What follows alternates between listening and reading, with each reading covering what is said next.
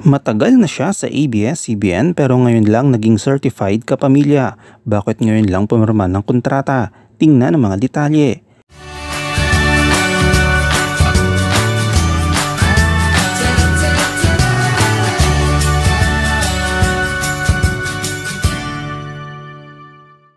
Masayang-masaya ang isang kapamilya singer na ito dahil finally ay masasabi na niya umanong certified kapamilya na siya. Matapos ngang maraming taon na siya ay nasa ABS-CBN ay ngayon taon siya ay pumirma na siya ng exclusive contract sa ABS-CBN. Sa latest na balita ay tila dream come true ito para sa tinaguriang Asia's pop heartthrob na si Darren Espanto ang maging isang tunay na kapamilya. Yan ay matapos niyang pirmahan ang kauna-unahan niyang kontrata with ABS-CBN kamakailan lamang. Ibinahagi ni Darren Espanto sa kanyang Instagram account ang masayang pagkakataon na makasama ang mga boss ng TV network. Kasama niyang nagpakita sina Mark Lopez, Carlo Katigbak, Cory Vidanes, Lorente Jogi at Edith Farinas sa contract signing event.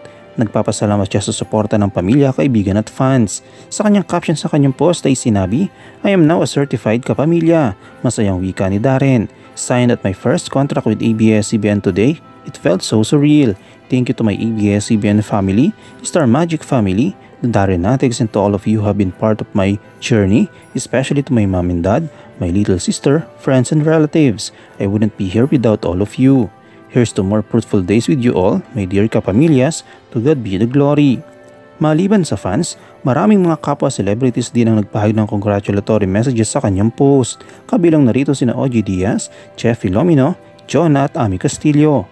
Sa simula pa lamang, sumali na si Darren Espanto sa isang kompetisyon noong siya ay 10 taong gulang pa lamang, kung saan siya ay nanalo sa Masters Finals ng Pinoy Singing Sensation Competition sa Edmonton. Naging bahagi siya ng Next Star, isang reality television show noong 2012 kung saan siya ang pinakabatang finalist sa kasaysayan ng programa. Ngunit mas lalong naging kilala siya matapos sumali sa unang season ng The Voice Kids Philippines. Noong June 1, 2014, naging bahagi siya ng ABS-CBN Star Magic.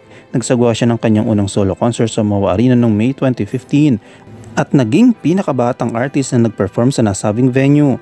Nagsagawa rin siya ng iba't ibang mga album at single at naging bahagi ng iba't ibang events tulad ng Expo 2020 Dubai.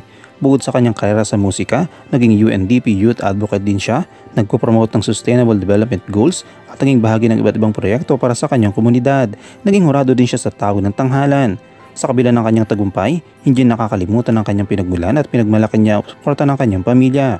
Bukod sa pagganta, ilang beses na rin pumasok at tumampok sa ilang proyekto ng ABS-CBN ng singer na si Darren. Kabilang narito ang 2018 blockbuster film The House of Us kung saan bida ang love team na Katniel, pati na rin sa 2022 ay 1TFC musical series na Lyric and Beat na kung saan ay bida sina Andrea Villarreantes, Kylie Chari at Seth Pidilin kasama si AC Bonifacio. Bukod dito ay isa na rin siyang mga hurado sa Tawag ng Tanghaling Season 6 ng Showtime ngayong taon. Ano yung komento kaugnay dito? Shoutout tayo kay Julia Podes, kay Virgie Biscaida at kay Jason Victores.